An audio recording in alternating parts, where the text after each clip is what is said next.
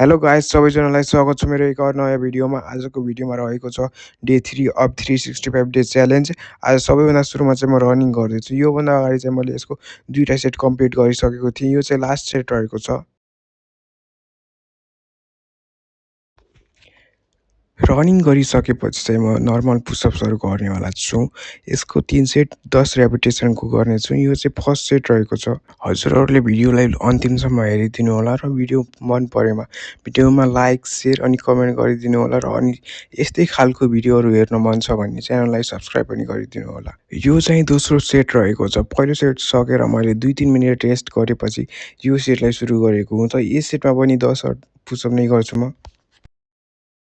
दोस्रो सेट सकेर मैले अलिकति रेस्ट गरेँ। त्यसपछि चाहिँ फेरि तेस्रो सेट पनि मैले सुरु गरेँ। तेस्रो सेटमा पनि म 10 पुसअप नै गर्छु। मैले पुसअपको एक्सर्साइज गरिसकेपछि चाहिँ मैले सोल्डरको एक्सर्साइज गर्न सुरु गरेँ। यो चाहिँ फर्स्ट एक्सर्साइज रहेको छ सोल्डरको अनि फर्स्ट सेट पनि रहेको छ। यसमा चाहिँ मैले 15 रेपिटेसनको 3 सेट गर्नेवाला छु। 1, 2, 3, let's go! Do it like this and I do it like that. Wing, wing! Ba, ba, ba! Let's go! Wing, wing! Wing, wing! Your body in the air! Wing, wing! We go high! Wing! 1, 2, 3, let's go!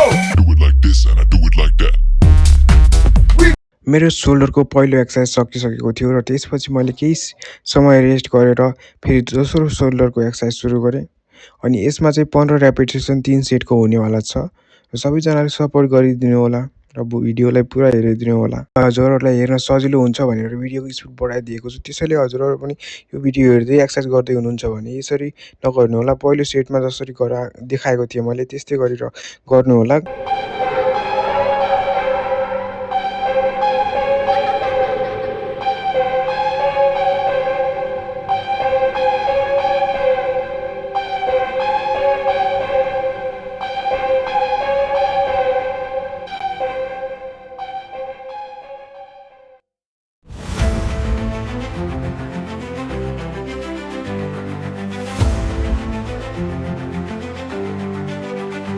मेरो सोल्डरको दोस्रो exercise पनि complete भइसकेको थियो र मैले केही समय rest गरेर फेरि तेस्रो एक्सर्साइज सुरु गरेँ।